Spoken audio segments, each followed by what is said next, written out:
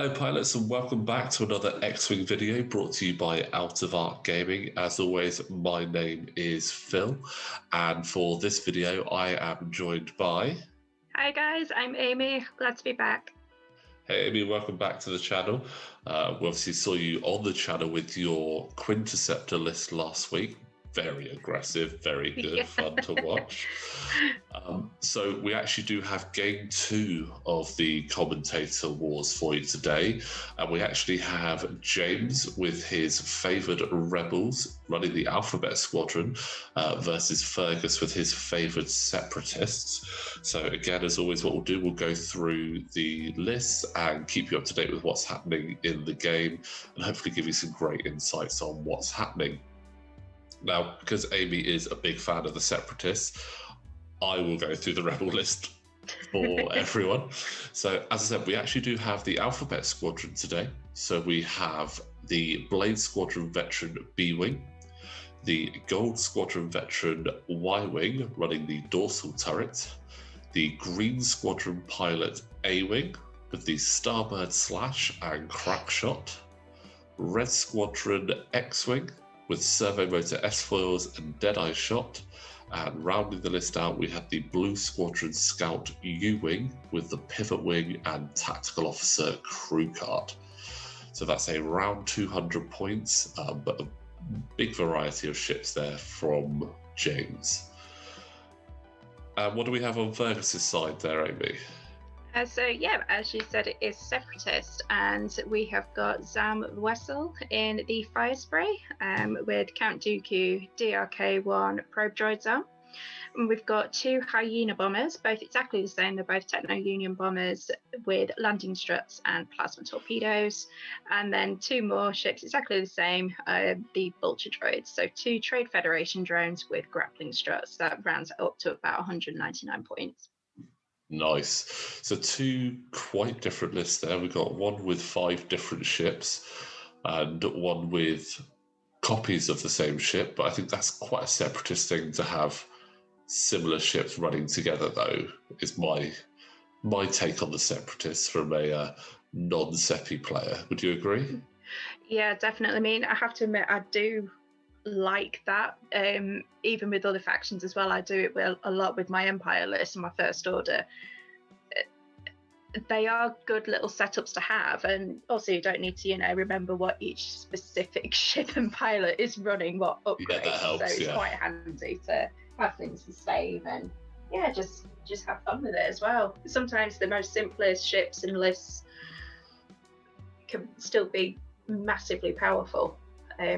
So yeah, I'm looking forward to seeing how these little droids doing. Yeah, it's quite interesting. Obviously, the droids, they don't have a lot of health to them, but they've got... One thing I found with droids is that they actually are surprisingly maneuverable, especially those Vulture droids. Some of the things that they can pull off, it can be quite unexpected, but they also have that tendency to sometimes just go, you know what, I'm just going to stay on this rock and be really annoying. So we'll see how often that actually comes into play. Yeah, it's one of my favourite things to do, is to sit on an asteroid and just wave at people going past. Yeah, I've had that experience before. It is it does make you have to think about how you're going to actually combat that. But I think what's interesting as well with Zam Wessel in the list is something a bit different. Rather than seeing, say, the Sith Infiltrator, I think the Fire Spray has become quite a popular tool for the Separatists.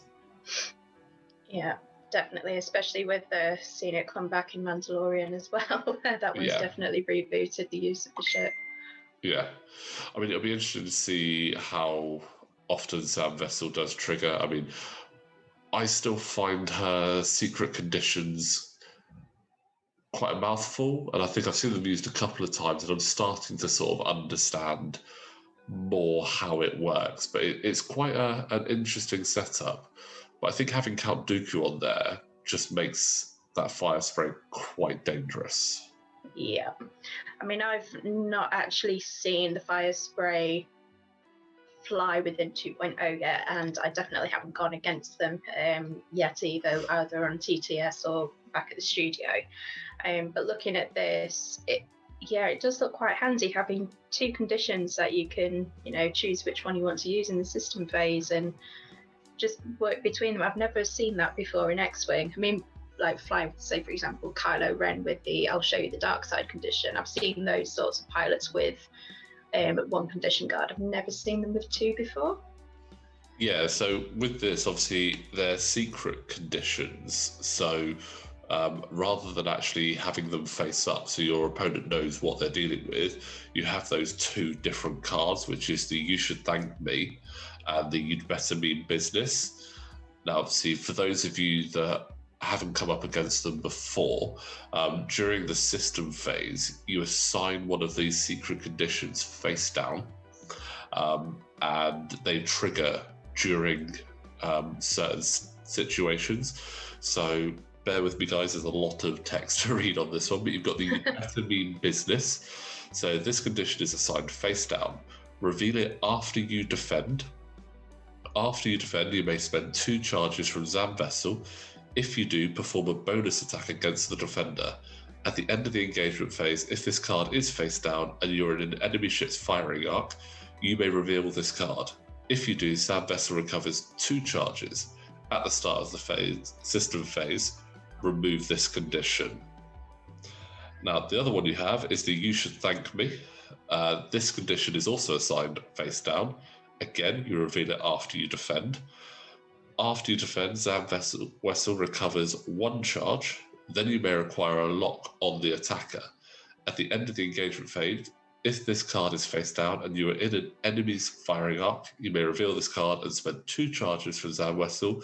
If you do, you may perform a bonus attack at the start of the system phase. Remove this condition.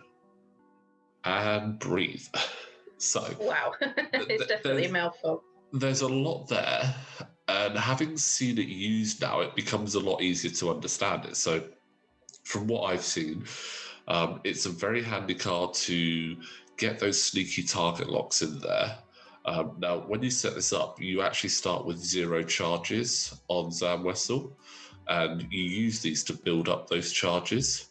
So you can be quite aggressive, and you could say set up either...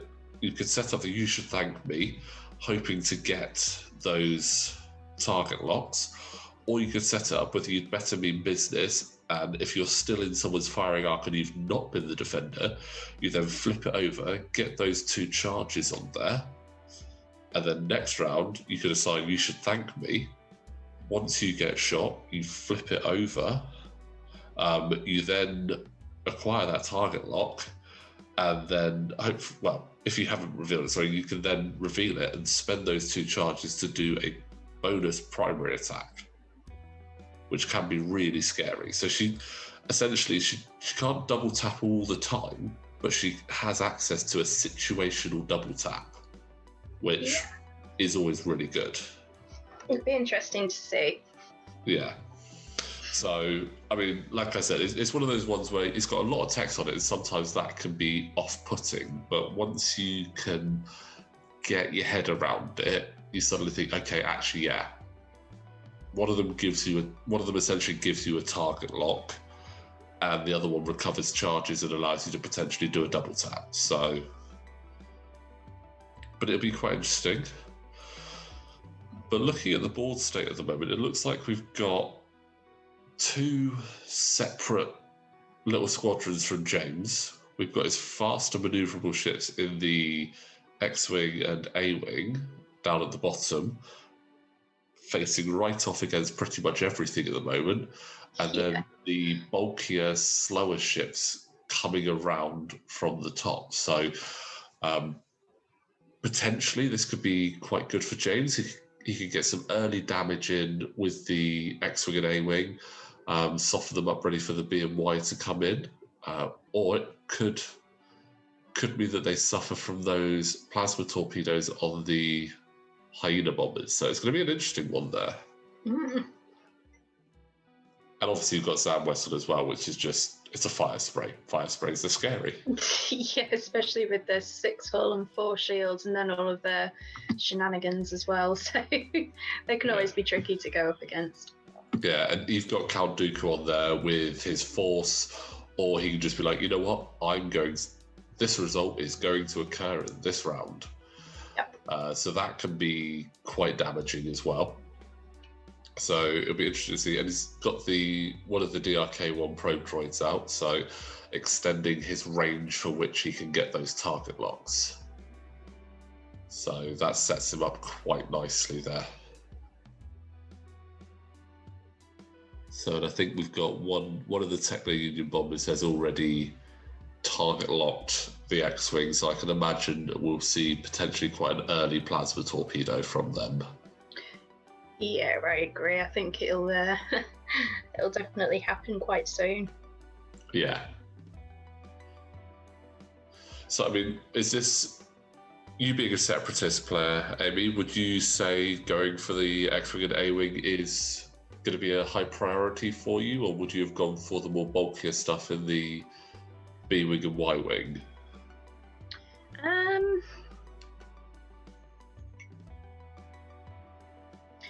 I'm not sure, because they've both got their upsides of taking them out first, because obviously, yeah, they're quite bulky, nasty ships right at the top there with the B-Wing, Y-Wing and the U-Wing. So getting some damage on them for half points would be quite nice, but at the same time, A-Wings and X-Wings can also be a pain to go up against. So it's a 50-50 decision, really. I think in this instance right now, I'd probably look to be taking both the A-Wing and the X-Wing out ASAP, and then focusing down the other guys at the top whilst they're coming round into play. Yeah, I mean, that looks very much like what Fergus is intending on doing there, is trying to get those 2 ships down early. It'll be interesting to see if the A-Wing can sort of do its starboard slash, essentially, get in, do a little bit of damage and get out again with the X-Wing following. So we'll see. But we've got our first shot coming in, and it's Zam Wessel on the X-Wing. We've got hit crit focus. So it looks like Fergus spent the force to guarantee one of those results. More than likely it was a crit. But we've got 2 evades there from the X-Wing, so absolutely happy days there from him.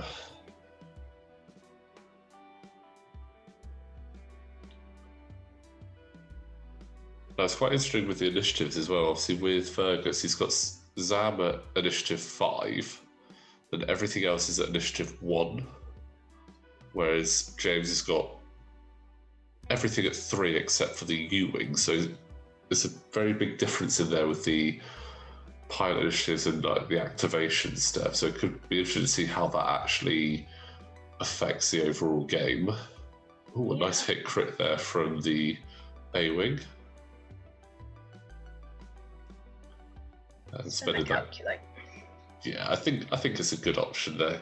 You definitely don't want to be taking an early crit onto one of your hyenas there with the 5 hull. I mean, the last thing you want is to get a hull breach or a fuel leak early on. Those are 2 of the dreaded cards alongside direct hit. Yeah. So X-Wing taking a shot back at Zam. 1 hit, triple evades. And that does trigger her secret condition. So that looks like it is the "you should thank me." So Zam is acquiring a target lock onto the X-Wing.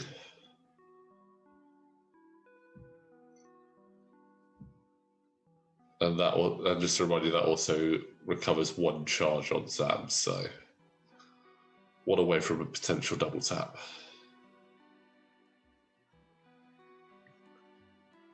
We have a range 2 from our plucky Federation drones. So for a cheap 3-hull ship, they can be very frustrating. Yeah. Especially when you get a swarm of them. And they do 2 hits like that. And that is at least 1 shield taken if James decides not to spend the focus. So he has spent the focus, so we're already 1 shield down on an X-Wing. And we have the second drone going through as well. Spending that calculator for hit crit, that's not bad. Yeah, take that. These dice have been quite good for Fergus so far. Oof, and there's the second shield. I would not like to be the X-Wing right now. No, that was quite a solid little round there. So interesting to see no arc on the X-Wing. So the X-Wing looks like it's not getting any more attacks against it. So it will all be at the A-Wing now. And I don't believe that yellow is on that obstacle. So this round, the A-Wing will get that additional evade, I believe. And absolutely fine. It's got the evade token there as well, just in case it needed it. And this is where it gets annoying with Separatists. Even though he's on the rock, he can still shoot. And he gets no negative effects either because of it. So sneaky. That's why I like them.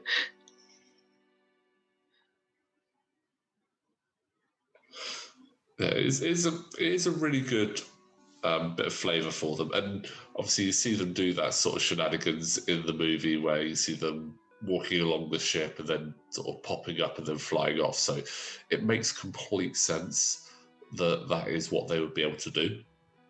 Yeah, I mean, I'm rewatching all of the Star Wars timeline at the minute, and I'm halfway through Clone Wars, and of course I literally saw them doing it this morning on the screen, and it was quite fun to watch, and then realise, oh yeah, I can still do that in X-Wing. Yeah. I mean, it's almost a shame they didn't make it so that the actual miniatures were able to move into those positions, but I suppose given the size of the Vulture droids, I don't think there's really much play in there to be able to do that. No.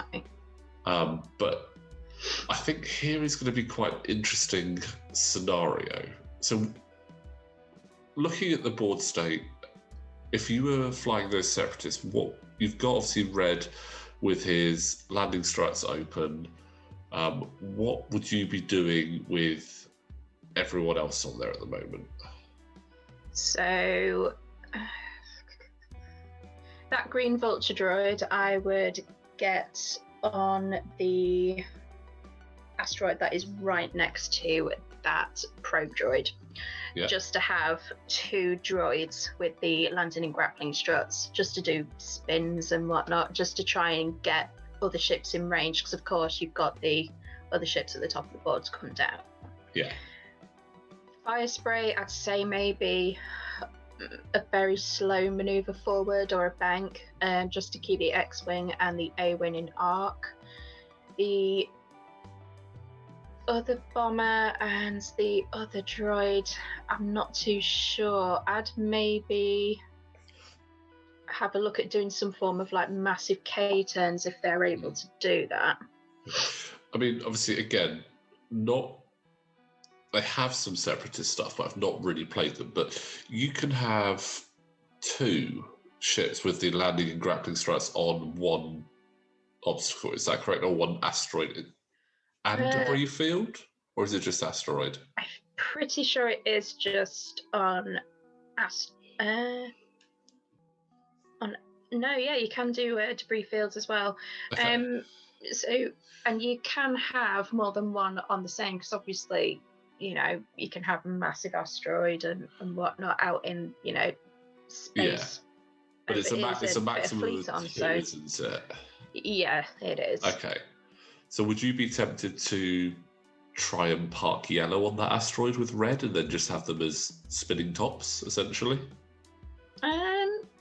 Yeah, possibly, because I mean, all it needs to do really is maybe like a 1 or a 2 forward and it'll bump. Yeah. So it'll be a tactical bump, and Yeah, could have them facing different directions. Yeah. I think that Fergus did want to actually keep that vulture on there, but with it being TTS, sometimes the functionalities can be a bit tricky. So, but yeah, so red is staying on there, and target locking. There's a lot of target locks on that X-wing. I think that's the high priority. So we've got a bump there, and the landing struts from yellow. So yeah, so you've got a dual landed asteroid there. So that's quite scary. You've essentially got 2 turrets now.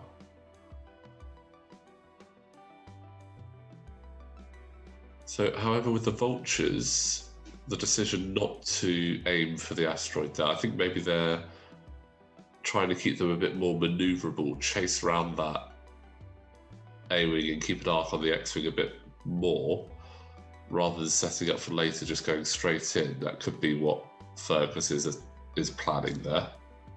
Yeah, either way, he's still in quite a good position with having the 2 bombers sitting on the asteroid and the 2 vulture droids, just spreading out that arc a little bit more for when the X-wing and A-wing move. Yeah, definitely. I think it's a bit of a shame that at the moment the rest of James's forces are still just a bit outside of range there. I think it could help.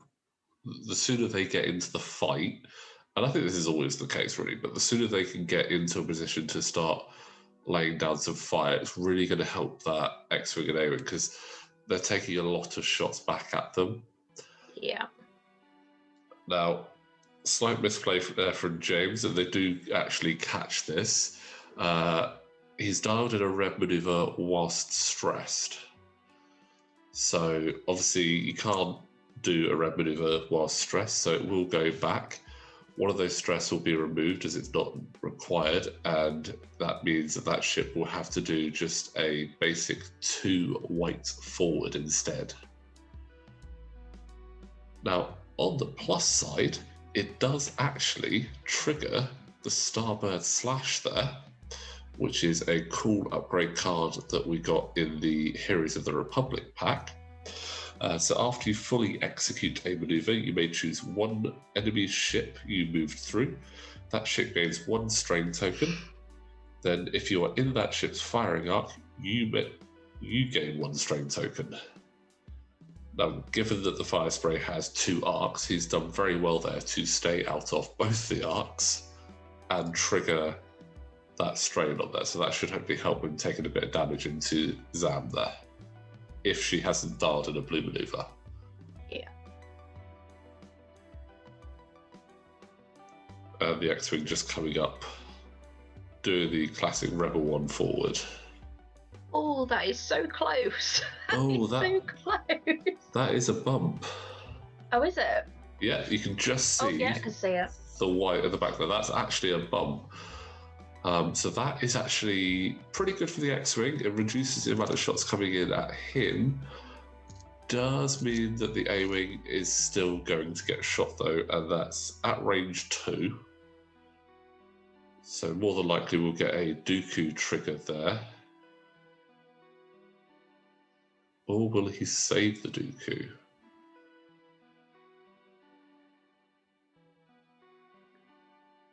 Looks like he's going to save the Dooku trigger.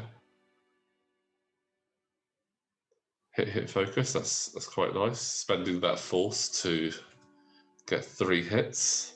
It's not bad. Oh, that's painful. That's 2 shields on that X-Wing.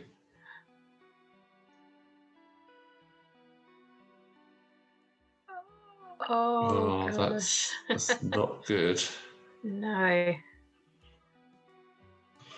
Curious as to where that second stress is actually coming from. Does Dooku do something to give stress? No. Oh no, they've taken it. They've taken it away. I think they might have been trying to debate whether it was a whether that 2 maneuver he had to do was still stressful, but it's not. It is a 2 white. So there you go. I was thinking, is Dooku super powerful and also giving you stress tokens as well? No. He's not quite that good. No, he's good, but he's not good. Oh, but we do have the B-Wings is just in the fight there. So going to take a shot on the yellow hyena at the back there. Luckily for James, he's not obstructed, so it will still be 3v3.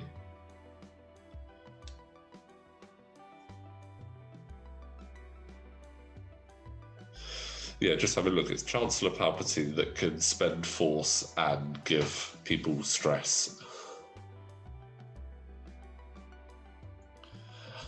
Oh, that's a shame. So 2 evades there from the... I mean, I say that's a shame. I should be unbiased, really, shouldn't I? But I can't help myself. I kind of want to root for the plucky rebels.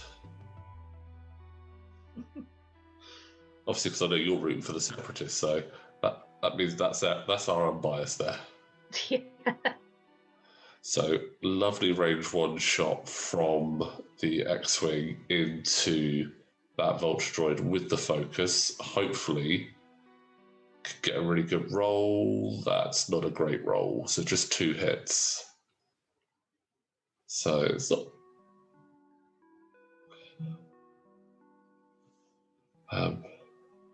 yeah, that's not too bad. So 1 damage there on that Vulture droid, so I know it's not a lot of points there, but still doing the best he can to eliminate that gun off the table. Yeah, it's still something. I mean, it could have been worse. He could have rolled 4 blanks. Yeah. With the red dice, which I've definitely done before, and it's painful to see that roll. Yeah, it's very painful. In fact, I think in your game last week, we saw Soontir Fell roll 4 blanks on a range 1 shot. Yeah. I have to admit, I cried a little bit inside. Yeah.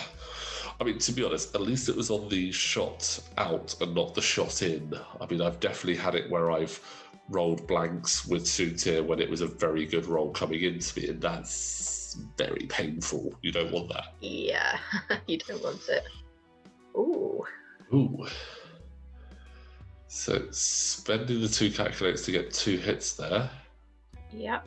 And I believe, is that going into the X-Wing there? Yeah. Yes. So that is another point of damage on the X-Wing. So that is half points on the X-Wing now. So I've got half points on the X-Wing and the A-Wing. So that's not too bad. Yeah, it's a pretty good first couple of rounds here from Fergus. So that's what, 5 points of damage on some considerably more expensive ships for 1 point of damage on his cheap little Federation droid. So that, yeah, he's doing all right there, and still got 2 more shots to go as well. So looks like going into the A-Wing, hit crit. And that is unfortunately a very dead A-Wing. That little A-Wing. Yeah. Wow. So not that we need to really worry about the crit, but it was a stunned pilot. So yeah, that's not good. I think James was hoping that really those 2 were going to be flanking round and harrying Fergus's forces there rather than getting straight into the fray so quickly. We now have a plasma torp from yellow into the X-Wing.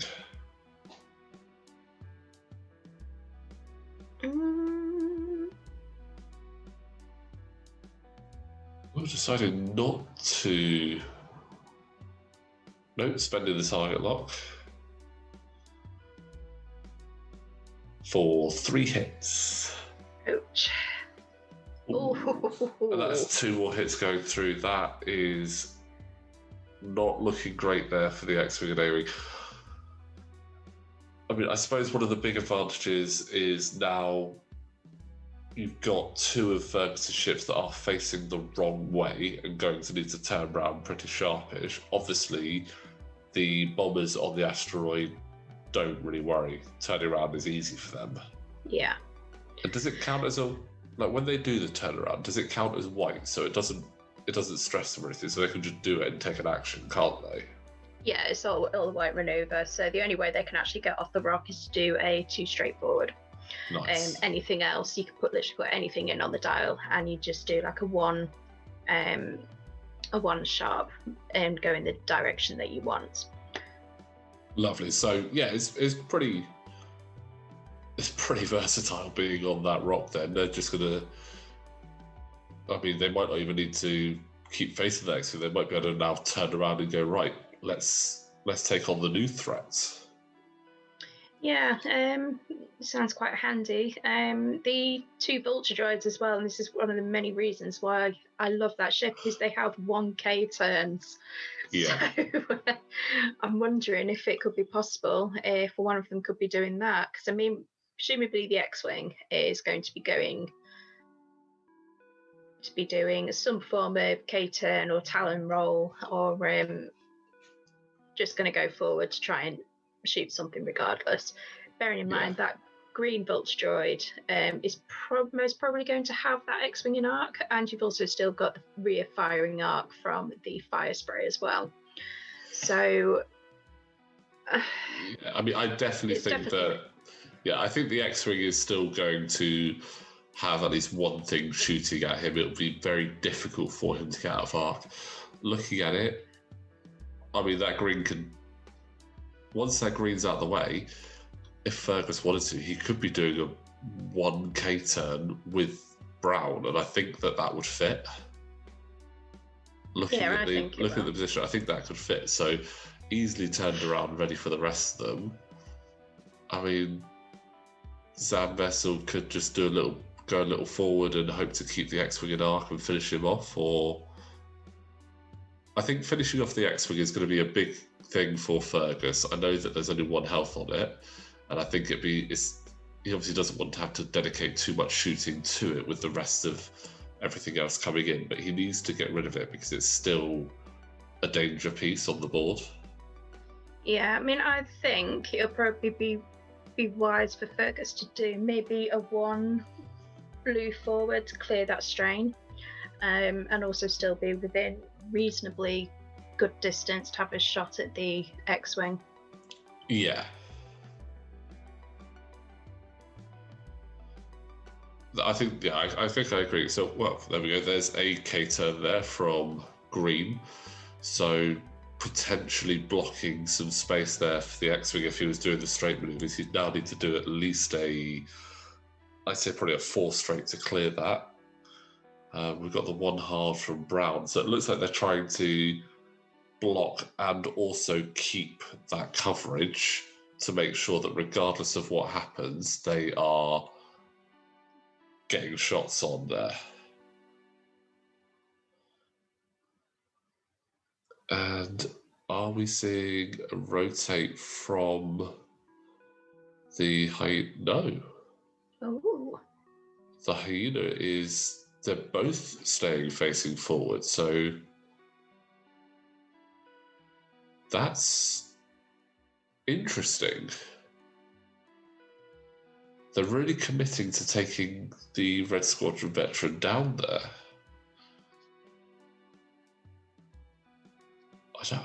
I'm not sure if I'd have done that, to be honest. I mean, yes, taking that X-wing down is going to be important, but I think looking at what you've got coming at you, I think I'd have turned those 2 around, ready to start peppering the B-wing, Y-wing, and the U-wing, because they don't have a lot of agility. The B-wing and Y-wing have got only a single agility natively, and the U-wing's only got 2, so you start getting those shots in. I always feel like they've now got another round of free shooting.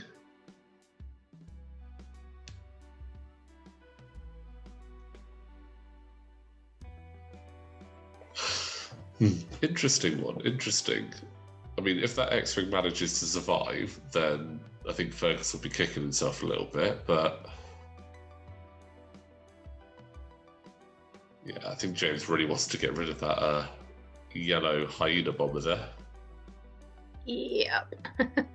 Oh. The X-Wing looks as if he's going to be fighting back. Yeah, K-10. I think that's a very good move. Keeps the guns on. He's got the initiative over those 4 ships there. Obviously, Zam will get to shoot first. So that does make it a bit tricky, taking the focus. So more than likely going to be using Dooku to say that X-Wing is going to get probably a blank, I reckon. Yeah. Oh. Ooh. Hit crit, spend that target lock. And doesn't matter, that X-Wing is guaranteed down now. So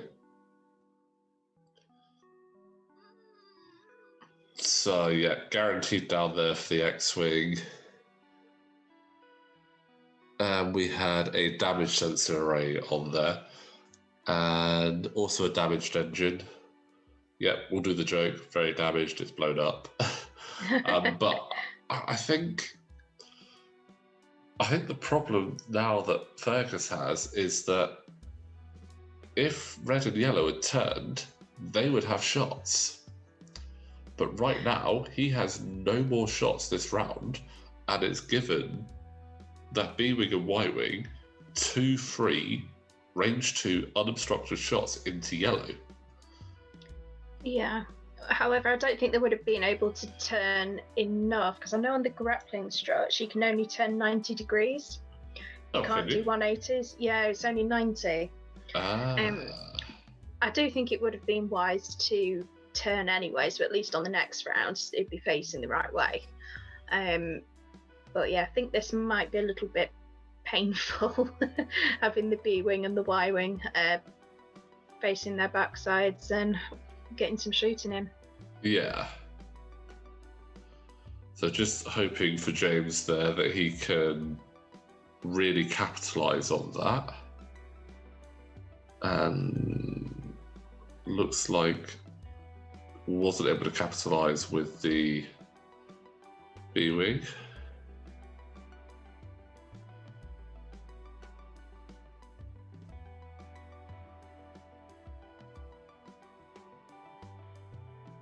So 2 hits.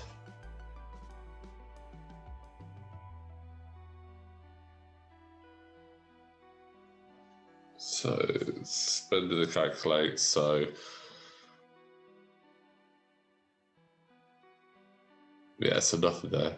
So yeah, I've just had a quick look. Yeah, landing struts only allows you to rotate 90 degrees. So, okay, yeah, so you wouldn't have been able to turn the full way round, but I think that would have meant that you'd still be in a position to be able to shoot next turn. Because now that if they turn 90 now, I mean, there's a 50. I don't know what percentage of chance there is, but I think that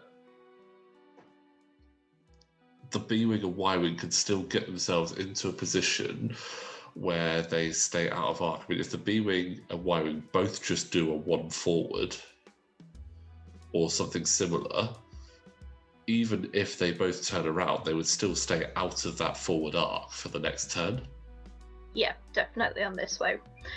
I mean, I can see the green vulture droid definitely doing like a fast forward. The brown vulture droid, I can see doing a sharp turn around the asteroid.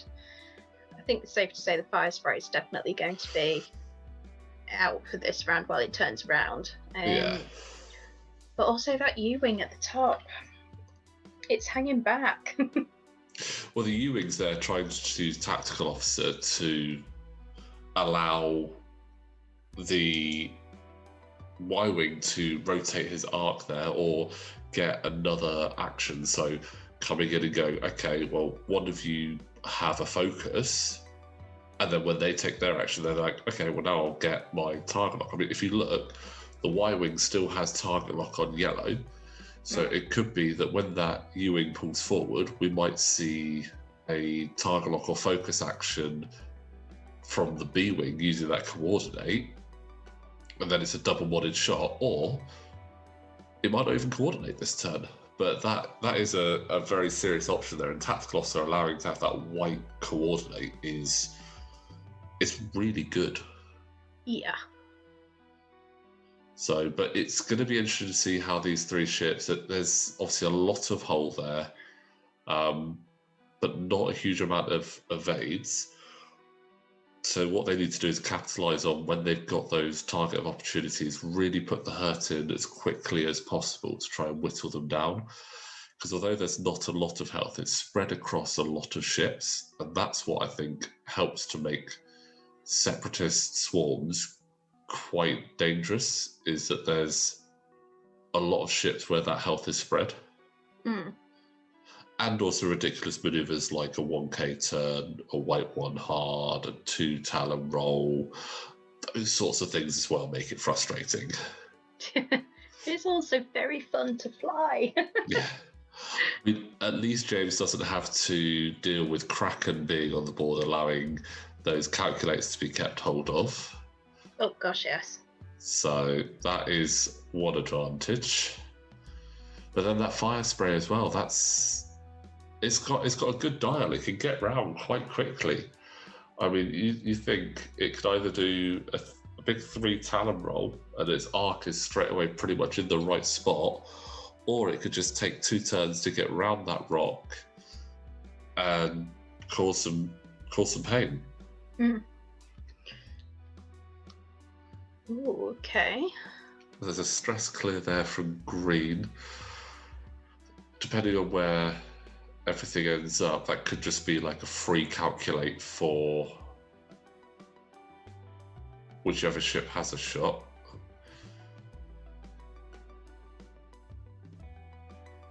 So we have a 90-degree turn from red towards the middle of the board.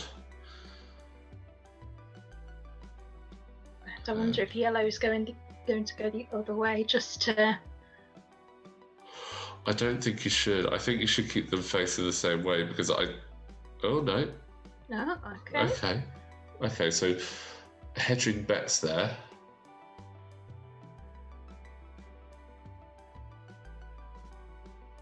So interesting. I can understand why he's done it though, because if, say, for example, the Y-wing goes one way and the B-wing comes the other, at least he's got those ships within arc. Yeah. So you say to get off the obstacle, they need to do a 2 forward. Is that correct? Yes, I know it definitely is on the grappling struts. I'm not sure if it is the same for the landing. I would presume it is, but... Oh, so after you reveal a dart, if you reveal a maneuver other than a 2 forward and a range of an asteroid or debris cloud, skip your execute maneuver step and remove 1 stress token. Okay. I mean, I still don't actually even have the hyena at the moment. I've been wanting to pick up the hyena to fill out my Separatist fleet, because I think it's a cool looking ship as well. But it's just the availability at the moment has been a bit of a struggle for me. Yeah, I still haven't got the Nantex. I still haven't got the hyena bombers. I am tempted to get a second Servants of Strife pack just to get another Bellabob and a couple more droids. Yeah. They are good packs, those actually. Ooh, now that's interesting for the B-wing, because if yellow had also turned middle of the board, he would have a shot right now, but he doesn't, and I don't think red has quite got him in arc. So, I mean, that's one of the things. It's always hard to work out exactly what your opponent is going to do, and that's part of what makes X-Wing so entertaining. So it looks like it's only going to be 2 shots from Fergus, with Zam just clipping the B-wing, I reckon. Yeah, just clipping the B-wing at range 3. And then Brown will have a shot at either the Y-wing or U-wing. but it's not often you see this. It's 3v3 when it's with a B-wing defending. Ooh. Oh, hit, crit. So definitely calling Dooku for a crit there. And does he spend that focus on defense, or does he want to go aggressive? Spending it on defense. I think that is a good choice there. I don't know if he still has his target lock on yellow. Yes. Yeah, I think it's there. I know that we've definitely got the Y-wing, but I can't quite see if we also have the B-wing. But we're going to get the Y-wing shot first. So range 1, target lock and focus. This is absolutely ideal for that Y-wing.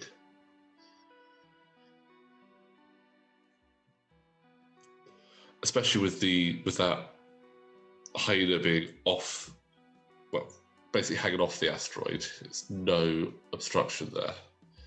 The red one, you have to get it at a certain angle for it to not be obstructed. Mm. It's not a bad roll. Bending that target lock. So there's no target lock for the B-wing there, I've just seen. So let's spend the target lock. Ouch. Crit. So guaranteeing a crit going through on the Techno Union. So that'll be 2 crits going through. Spending his own calculate there. What crits did he get? So that looks like a fuel leak. Yep, that's a fuel leak there. That's not a good first crit to get.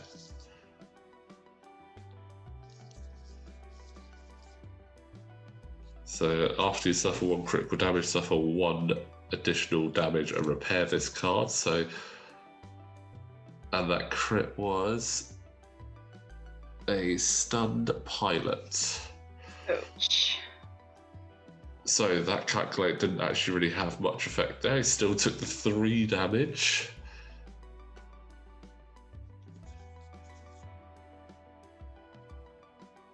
Now, stun pilot, obviously, after you execute a maneuver, if you move through or overlap an obstacle, suffer 1 damage. Now, as we see with the land, as we've already established with the landing struts, you skip your execute maneuver step, so it doesn't affect if you stay on the rock. So that's actually quite nice there for it. But now he's got to survive a range 1 shot from the B-wing. That's 3 hits. And that will be a dead bomber there. Ouch. Ouch. So that's a really good round there. We still have the U-wing to take a shot, so will he also go for the other bomber, or will he go for the vulture? I don't know, I think I'd be tempted on that range 2 on the vulture with the focus. Yeah, I think I agree with that one. There's a better chance of getting half points if it's a good dice roll as well. Yeah, go for the vulture there. The thing is, that's a ship off the board and it's only 33 points, so it's not terrible, but it's getting there. Yeah, so definitely spend that focus for 2 hits. And get the 2 hits. Nice. That is good. Yeah, so that is half points. Indeed, half points. All 11 points of them.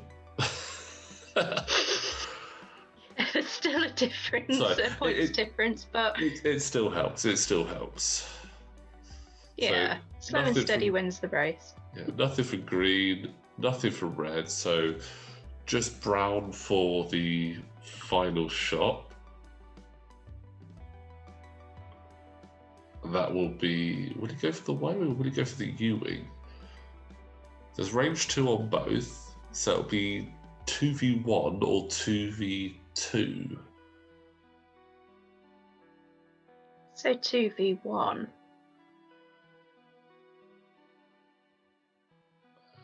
Let's put in a calculator for 1 minute.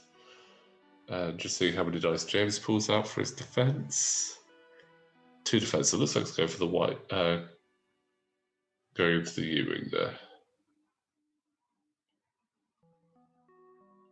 And scores of damage on the Ewing. So trying to take out that tactical officer. And also the Ewing is a lot more points. So the Ewing's 49 points to 34. So it kind of makes sense to work it down a little bit.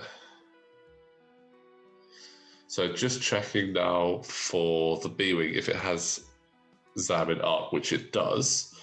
So that actually triggers that condition. So he's flipped that condition and generated the 2 charges now. So that means that it's quite likely that the next condition card that we'll see on Zam would be the "You Should Thank Me."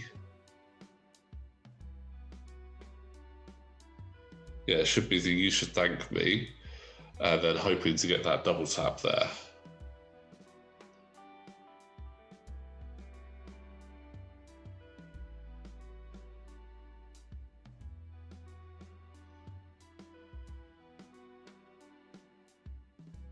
But we'll see what we get coming up for the maneuvers.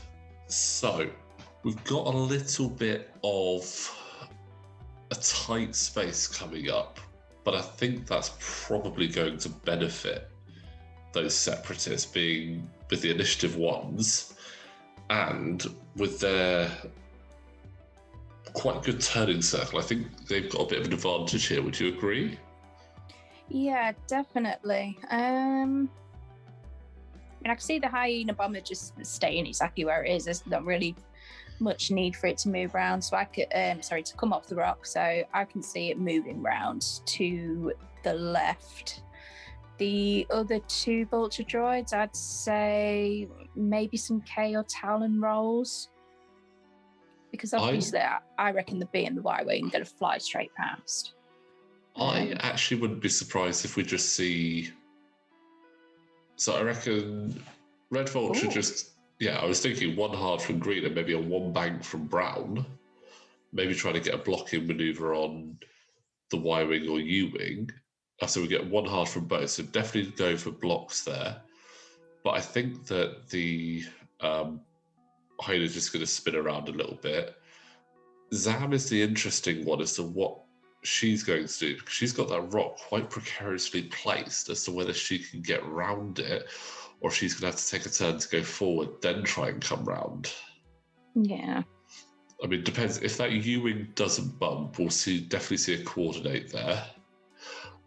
No, so the U-wing is actually staying put. So that's an interesting one.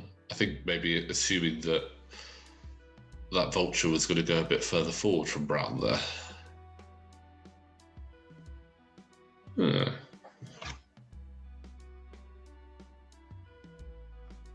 It's going to be interesting to see now what the B and Y wing do. I think we're going to see some bumps coming up, though. Yeah, they're all quite close together, so... I mean, that's not necessarily going to disadvantage them. So, yeah, there's 1 bump. So that at least means that... Yes, there's reducing shots coming in at them. I mean, I don't think green... Hold on. Okay. Did Sam just manage to 2 hard around that asteroid, bump, and fit? It didn't come up red. That asteroid didn't, I don't think. Wow. That was incredible. I'm actually lost for words. Yeah. Wow. Look, they're double checking it. It did not hit. And even though... Oh my God. Wow. That has got to be one of the tightest fits I've ever seen. I've said this before, there's no way you could actually do that with that accuracy in real life. You'd be calling that as a bump or landing on the rock no matter what. Yeah. So that is impressive. So that's a range 1 shot in there. Is that? If that is range 1, that's not enough dice, is it? Should be 4 dice from a fire spray. Yeah, I'm sure it's meant to be 4. Yeah, that should be a 4 dice shot from the fire spray. So there's a dice miss there. Not sure what's happening there. So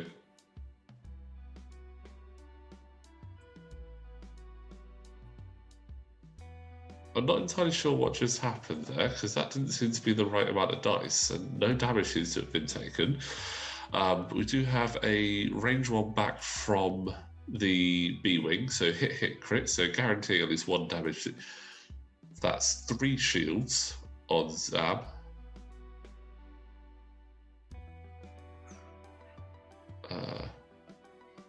Only taken 2 there. Nope, there we go. There's the 3rd shield. So 3rd shield there taken on Zam. That means that she's also defended. No, obviously the double tap won't come into play now, because with that you need to make sure that you still have that face down. Looks like we're going dorsal turret into green there.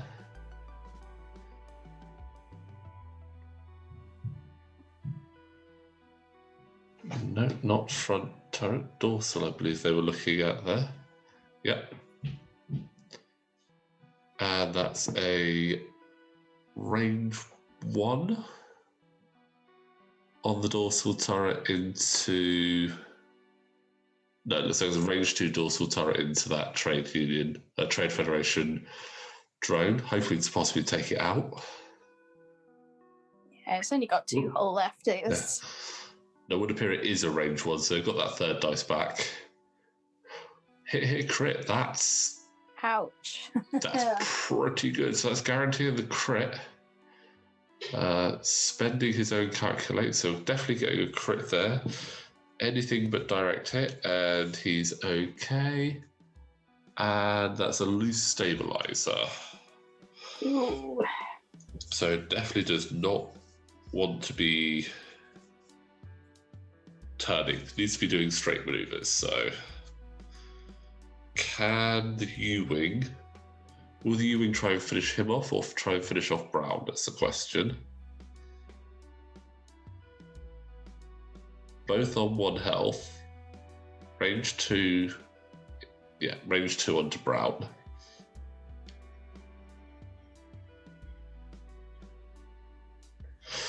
This round has definitely favoured James there. Not sure what's happening with the dice. They seem to be going a bit off there. Yeah.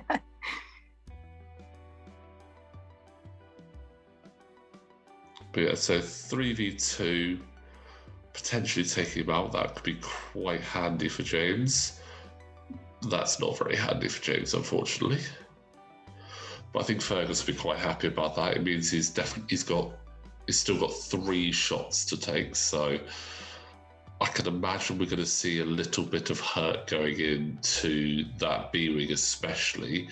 He's got 2 range 1 shots coming into him with 1 evade, so that's guaranteed 1 damage, so there's 1. Yep. And a range 1 from Bomber.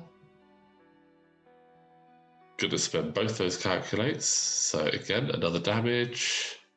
So that's 2 damage, so that's 3 damage into the B-Wing. Not terrible. and a range 1 return shot from green. So this is where it all does get quite aggressive and quite punishing, really. And guaranteed hits. 1 damage. Ooh. So what, that single dice is rolled all right, actually. Only failed once out of those 3 shots. Didn't do bad at all. Now, we mentioned earlier that's going to be quite a messy place to be with all those ships. It's even messier now. So, K-turns all across the board from those vultures? Yeah, I'd definitely say so. I mean, the bomber adds... Oh, actually, no, it might not be K-turns for vultures. They've only got the 1 K-turn, don't they? They don't have a big K-turn, so... Yeah, just the 1 K-turn. The green one might be able to squeak it in, but... I'm not sure. Because of the angle that B-wing's at, it's not flush with it. So I don't think it'd be able to fit a 1K over the top there. Yeah. And I think ideally he's going to want to be doing something to try and clear that loose stabilizer. So is this going to be a straight? So a 4 straight right over the top might fit him between the Y-wing and the U-wing, allow him to fix that loose stabilizer so that he can come back round next turn. I think Brown is probably going to... I think Brown is now going to try and aim for that rock and land on that asteroid there. Yeah, that seems like a wise idea. Or I think they have some Talon rolls as well that they can do. Yeah, they got the 2 Talon roll, but I don't know. I think landing on that rock. Yeah, I think landing on that rock's going to be a better option.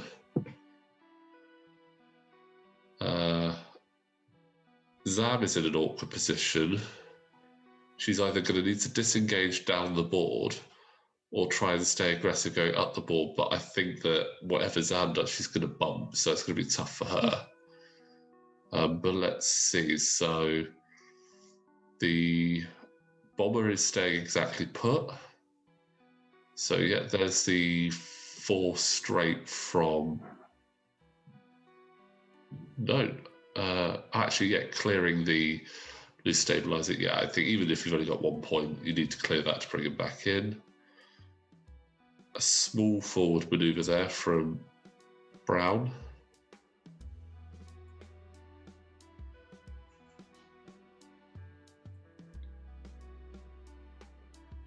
U-wing. Bumping. Clearing the stress, not too bad. No shot coming in at the U-wing at the moment then. The Y-wing turning away. Yeah, I like it. It's got that dorsal turret still facing right there. And also, I think that now puts him in a position that is unobstructed on that bomber, but I think he might actually be trying to take out the one of those vultures. Maybe going to try and take out the green vulture so that the U-wing can take out the brown.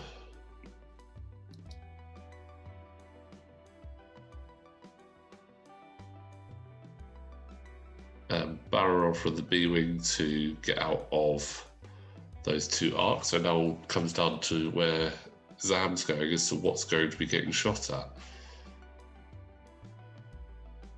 Oh, and Zam did a 2 hard bumping, so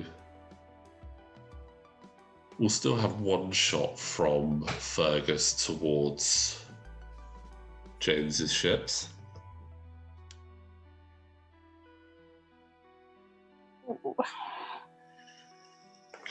So it's a range 1 rear shot from Zam into the B-wing, so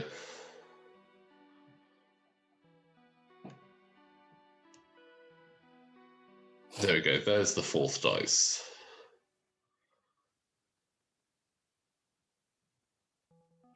And spending that target lock. So we've got hit crit so far. So that B-Wing's going to take a lot of damage. Ooh, that B-Wing is taking a lot of damage. So hit, crit. Oh, Dooku'd it to a blank, so that's 3 hits and a crit. So a direct hit would be that B-Wing gone. What does he get? Oh, it's a damage sensor array. That's not too bad there, actually. So can't perform any actions except the focus action and actions from this damage card. This late in the game, I think that's fine. He's going to be all right with that. A direct hit would have been brutal. So B-Wing has no shot, so it's the Y-Wing first. And he's got a range 1 on the green Vulture. And yeah, he's just going to try and take that Vulture off the board, get those extra points. I think it would make sense. Yeah, I think it makes sense. That's another gun you're taking off. I mean, it's a bit of a shame he's having to spend it, but I mean, 2 hits there, not bad. He's got to hope for a blank. Yep, there's the 1 blank, so that is Vulture Droid gone.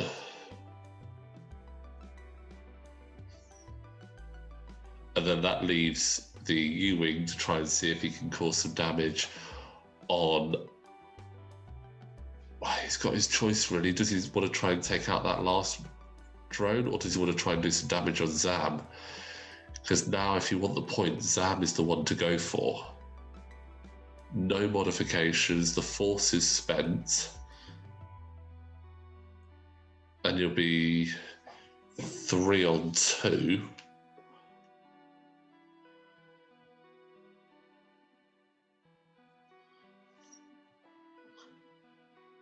Yeah, go for Zam. I think that's the right call there, actually. Yeah, especially when they've not really got anything to no modifications. To work with. Yeah, no modifications there. You're looking at the difference between 10 points and 45 points at half. Yep, that's hit crit. So that's half on Zam. And it's a damage power regulator, which means that Zam is... Next time she engages, she'll be taking an ion token.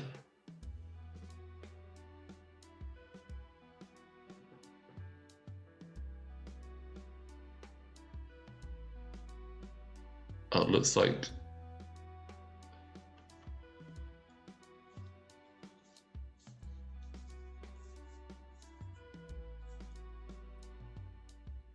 Curious, why is she taking... Oh, re-engaging for the double tap, so it didn't... So obviously using that secret condition there and spending the 2 charges and getting nothing. Oh, that's actually painful. Yeah. Because the next time that she engages, unless she... Can you... I don't know, you can't repair that one actually, can you? No, I don't think you can. No, you can't repair that one. That one only repairs once it's spent. So next time Zam engages, she's ioned. I mean, it might be okay. Depends on what maneuver she puts in now, but interesting. And didn't manage to take that B-Wing out either, which would have been what she would have wanted to do. Or even just take some damage on that U-Wing, which I think was the intended target.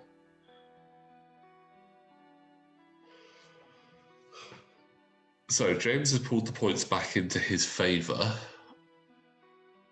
What would be your... Where would you be trying to take out now?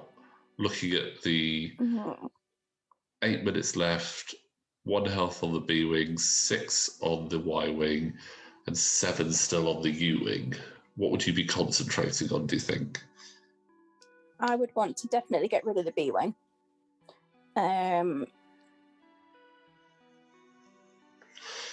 And I'd probably say the Y-wing as well. Yeah. It's less to chew through. Yeah, I mean, I think you take the B-wing out and you're back on top. That's 21 points. And that puts you on 117. The Y-wing, half points on that. You're looking at 17 points. Again, would put you over half. Taking out the U-wing, though, would be a tough order, but that is where the points are. So I think, yeah, ideally, you want to be trying to take out that B-wing and not lose. I mean, losing the Federation, the Trade Federation drone, isn't going to be too painful. It's only an additional 10 points, but you'd prefer not to. Yeah. Oh, and that Y-wing is in a lovely position there. I think that's going to be a block on Zam.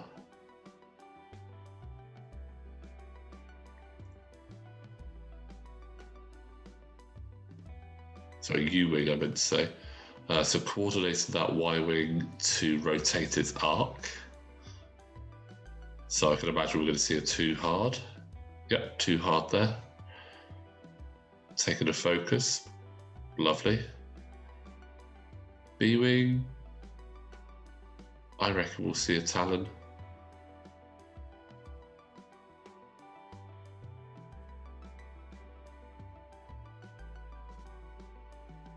Yeah.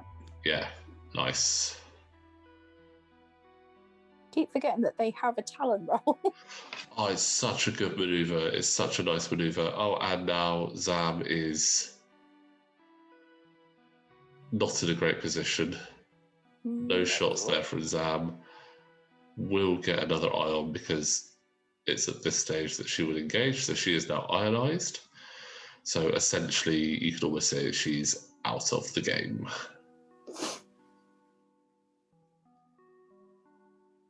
So it all depends on where James concentrates his fire now. I think if it was me, I would concentrate on trying to take out that bomber, because that bomber is the only thing that's really got a chance of scoring points now. So yeah, range 1. No, going for Zam.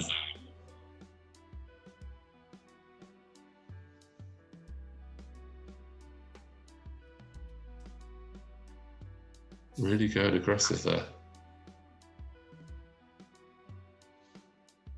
And it seems to be paying off so far.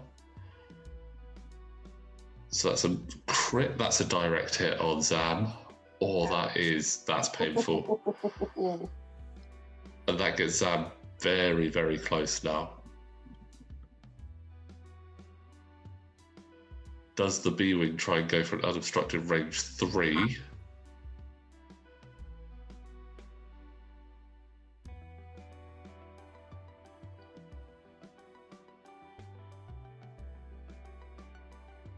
Or, yeah, really just going in on Zam. Wants those points now.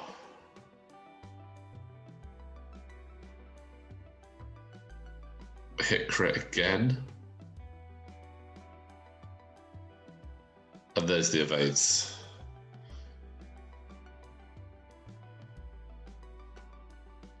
Ewing, does he go for the...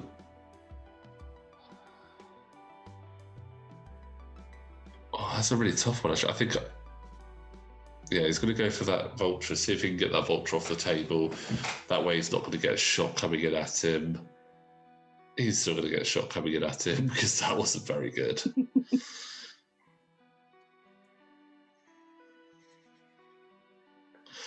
But I think you definitely shoot with the bomber first.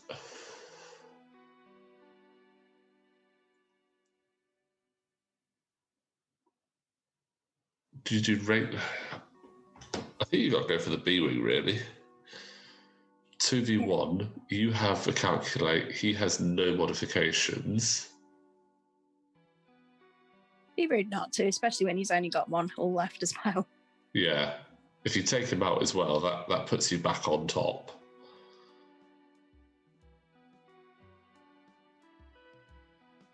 especially with the points so close as well, and just under 3 minutes left on the timer. It's definitely want to get those points in.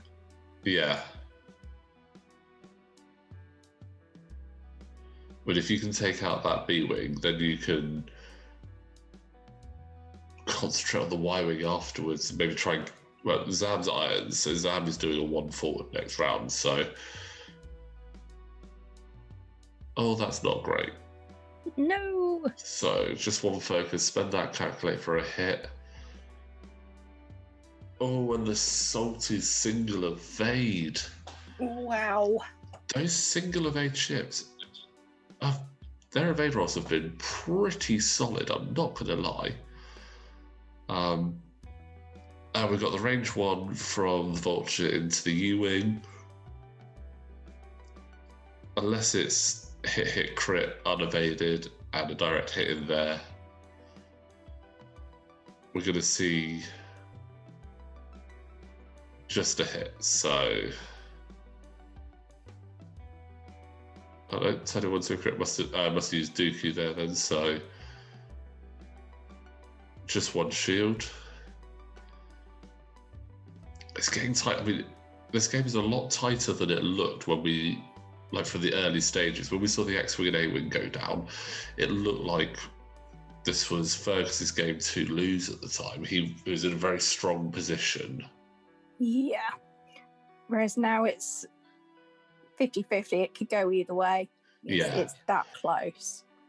I mean, this is going to be the final round, and it comes down to who flies the best, who can anticipate what the other person is going to do.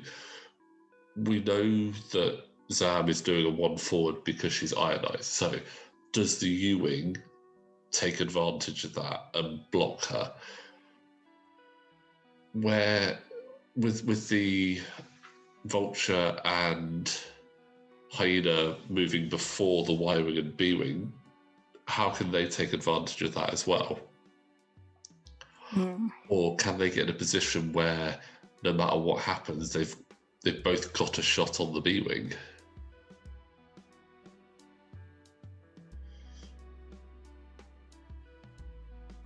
So let's see.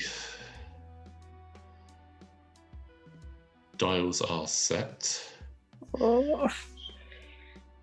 This is becoming quite a tense ending here. It is.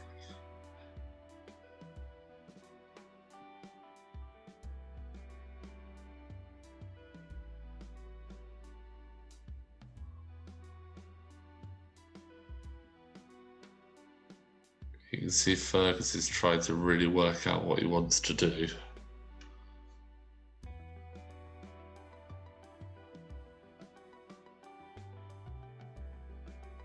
So, Hyena first. Taking a calculate, stay where he is. Interesting.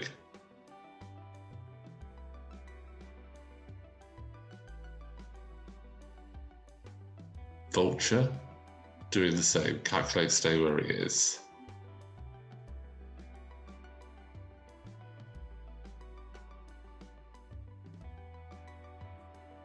U-Wing. Stop. Oh.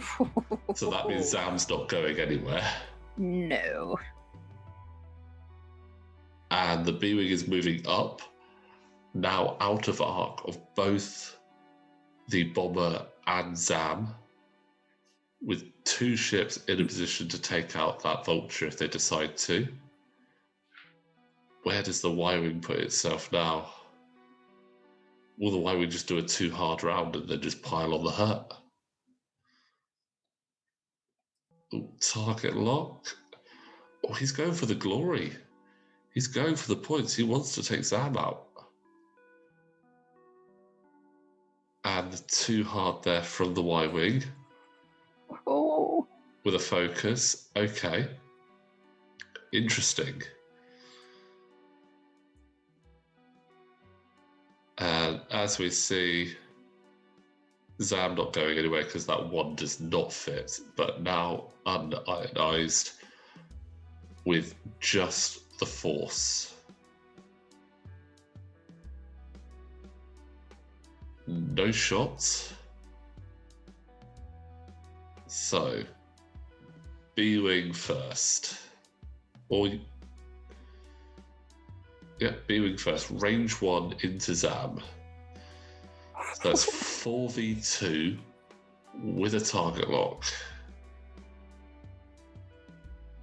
Although, however, I will point out the B-Wing should not have got said target lock because of the damaged power regulator. Damaged sensor array, sorry. Should have only done a focus there, so... Not that it would have actually mattered. 2 hits, 2 crits. And... Okay, so yeah, taking the target lock away because he couldn't have it. But that's a blank. That is Zam off the board. So swapped it for a focus as it should have been. So that's Zam off the board. So that's hit, crit, crit going in.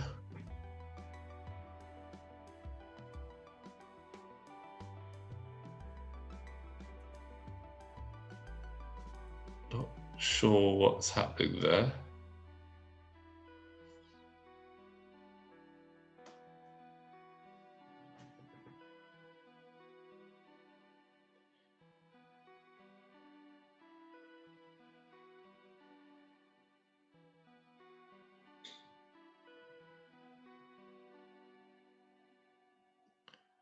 So the card's coming in, so that's 1 hit. Crit was a wounded pilot, and the other crit was console fires. So that's Zam off the board. Ouch. That means that at this stage, the Vulture could, if it got a good shot, take out the B-Wing, if it has arc, which I'm not entirely sure it does. So let's see where the Y-Wing is going. I think the Y-Wing is probably going to just shoot at the bomber.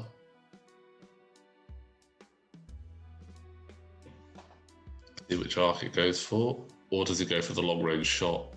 Range 3 at the Vulture, or range 1 at the uninjured bomber with the dorsal? Yeah, range 3 at the bomber.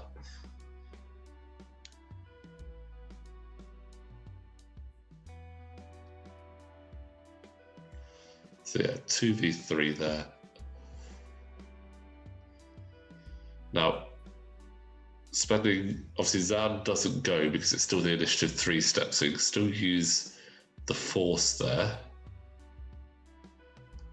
And I think spending it to make sure that he gets an evade. So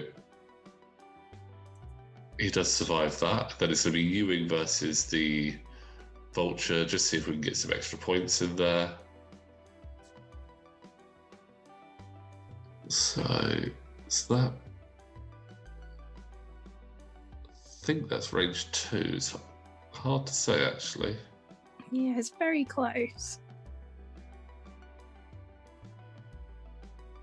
So it's range 2 on the Vulture or range 1 on the bomber.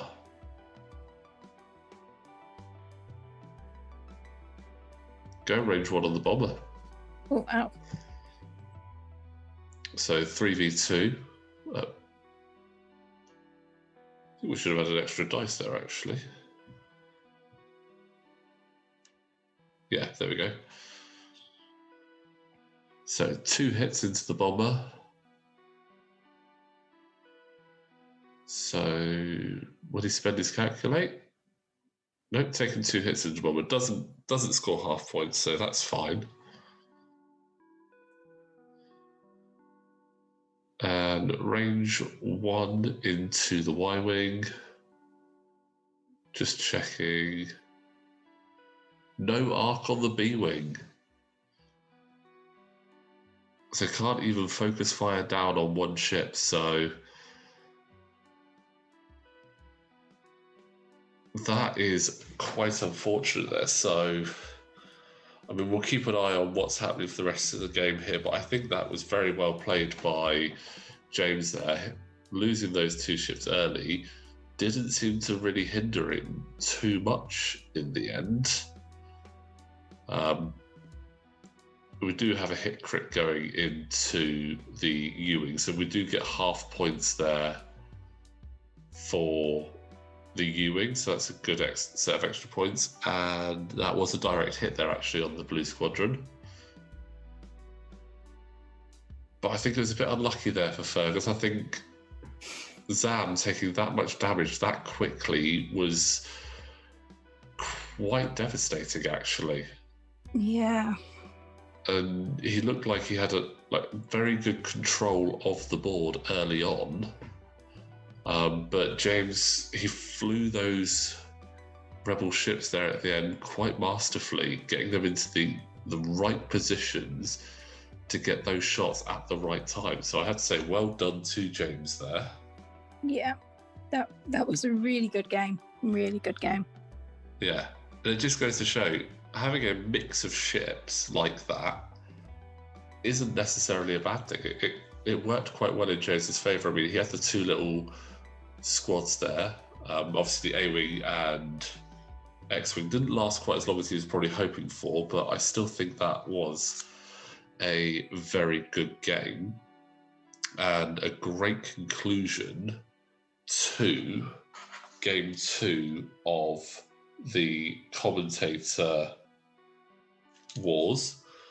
So let's have a quick look at the results so far. So that's the second game of the tournament, and that puts James there 156 to 121, and it puts the table with James taking second place at the moment, behind yourself, Amy, after your very solid victory in the first round.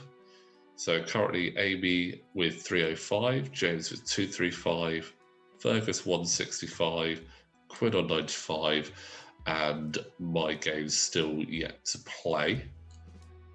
But so far, so good on the Commentator Wars. I'm really enjoying it. I hope everyone else is as well. But I just want to say, Amy, thank you very much for coming along and joining us for this video. I hope you learned a little bit about some of your future opponents there. Yes, definitely. Thank you very much. I've really enjoyed being back on again and watching this game. It's given me a few ideas because I've still got James and Fergus to play in the cup as well, so yes, definitely making me think about some lists. We'll see where it goes though. Well, we look forward to seeing those lists and what you bring to the table, but I just want to say, guys, thank you very much for watching the video. As always, please do like and subscribe to the channel. Click that notification bell so you know when the next game is up. And as always, we will see you next time.